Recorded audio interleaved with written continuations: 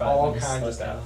A lot. Okay, so think about how long they are searching all over They wouldn't have Jerusalem. slept at Like all. they, they would have gotten what sleep they had to get in order to keep going, if that. Okay, so they're tired, they're freaking out, they're looking everywhere. Like think about how stressed they've got to be. Okay, and after 3 days of looking, they finally found him in the temple courts, sitting among the teachers, listening to them and asking them questions. Okay, so. Just, oh my goodness, are you kidding me? Yeah, exactly, right there. And I just imagine Jesus just sort of just chilling there, just like, okay.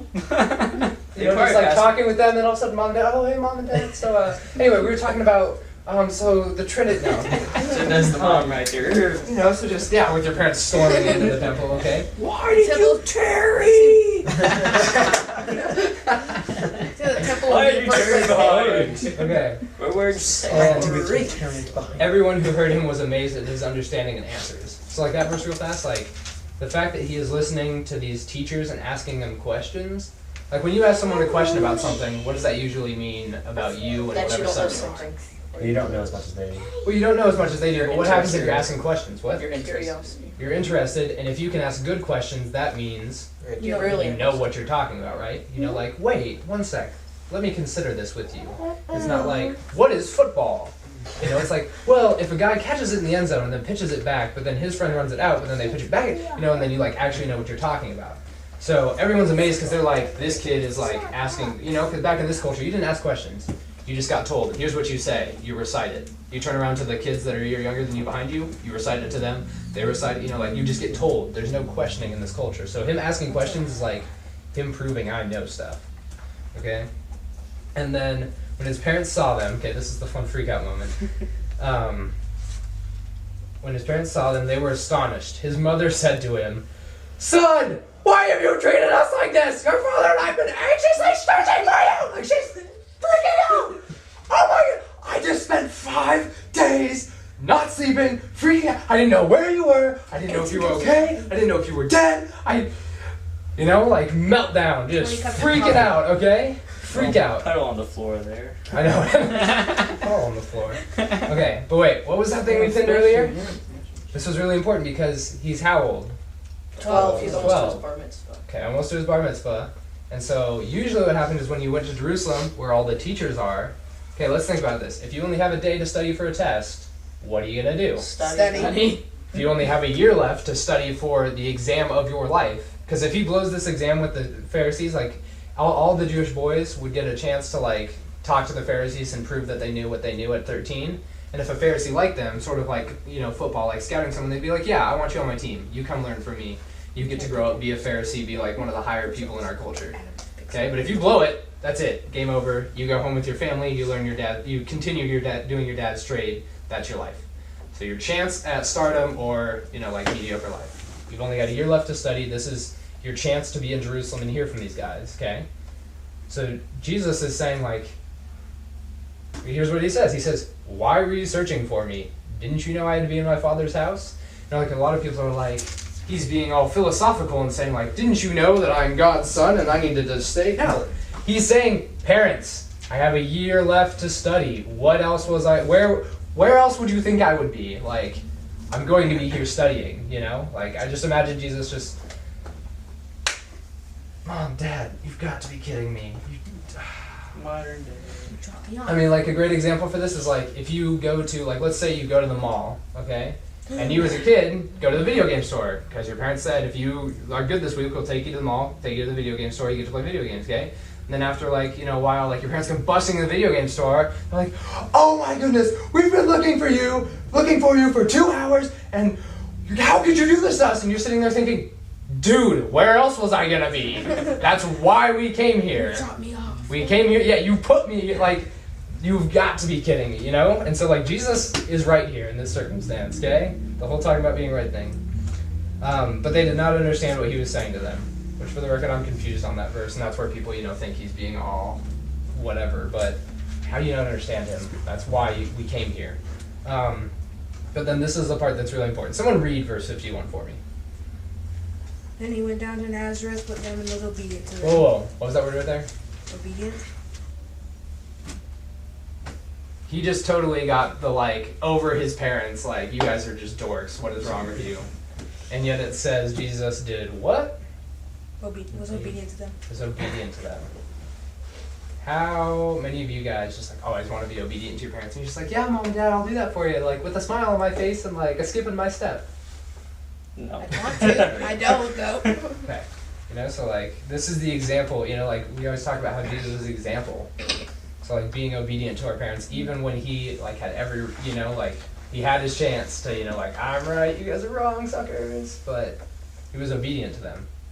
And then 52, and Jesus grew in wisdom and stature and in favor with God and men. So there's that. But the obedient thing, that's like the point here, is like, where aren't you guys obedient to your parents? You know, like where do you guys struggle with that? If you don't struggle, boomers. Whenever they want me to do something I really don't want to do. Whenever they want you. So what's an example of that? Or well, you said Yeah. taking out the trash, right? Yeah. And so okay, so that's one area of obedience that you know is kind of difficult. Chores again. Chores again. Going somewhere suddenly. Going somewhere suddenly, so like no warning, and Yeah. you think like I'm gonna sit down and like play this video game for a while, and then they're like, hey, we gotta go. And Yeah, it's like going to the mall. We're gonna be here for 2 hours. No! We're gonna sit here for all day. Being outside and then called in to do the laundry when you just get out there. you're like, okay. Having to shuttle little siblings around. Oh, thank you. You made them feel real nice. Know how I feel now, don't you? I'm gonna do this with my sister. Great. At least you like Okay. my sister. I have one What too. about Yeah, it was Boomer nice. boys? You guys got? No, Probably this it's one. the same thing as They like have like They setting have one schedule and for- like sometimes our parents don't tell us stuff. We're just like, I feel Oh. so, yeah. really? Yeah. Okay, I'll just do this. Mom, you, do you, that. you signed me up for that? It's It's like like- something Don't minor, but mention like it. if we're like doing like homework upstairs in our room, they like call us down for lunch. Sometimes like I want to finish the problem right away, and like then when they come downstairs, like, hey, we already called you like twice, and so like that's sometimes My the problem. Yeah, like, You no, make me it's not for your homework. problem, Thank you. sorry. Is And it I keep doing that, and then so that's a minor problem that I probably should work on. Is, coming down or doing something right the first time. So, Elliot, do you have an example?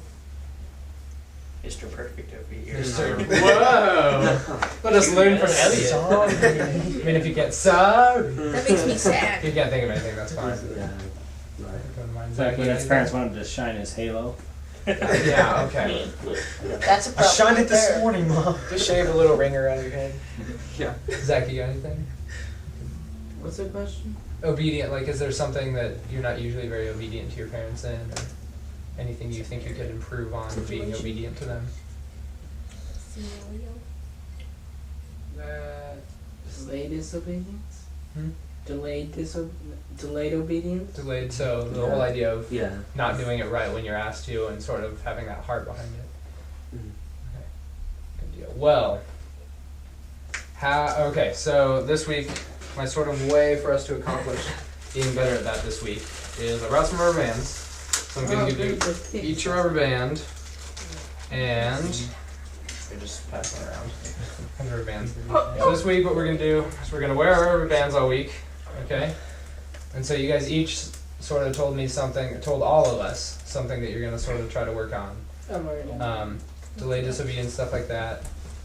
And so all week, whenever you realize that you were, you know, disobedient or could have been more obedient, something that people, okay, yes, I shouldn't have given you this until we were done. Yeah, Zach.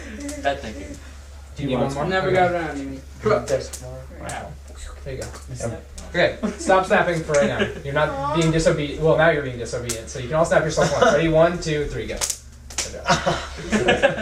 So this week, like, if you guys realize, you know, like, oh, I need to be more obedient to my parents, like, it's not meant to hurt you, so don't, like, pull it way back, you know, like, hurt yourself. Like, just a little reminder of, like, oh, I need to do this better. You know? So just, like, Because Okay. usually we don't notice that we're being disobedient until afterward. and this is a little reminder of, So like, shoot yourself hey, afterward. you know, make sure I'm doing that. You know, like, oh, I need to do that better, you know? So, hopefully this will help you guys this week to try and work on being a little more obedient with to your parents and with what they ask you. And that's it. So anyone want to close us in prayer? Aaron, go for it. Dear Lord, thank you for letting us all be able to come here today. And just thank you for letting us be able to hear this lesson and just let these rubber band things work out and just help us to be more obedient to our parents and to realize when they're wrong and just to keep our mouths shut when we should. And just let us have a safe and good rest of the week and a good banquet tomorrow. Amen. Amen. Yay, okay, everyone say bye to the camera that hopefully worked this time. I would laugh if it didn't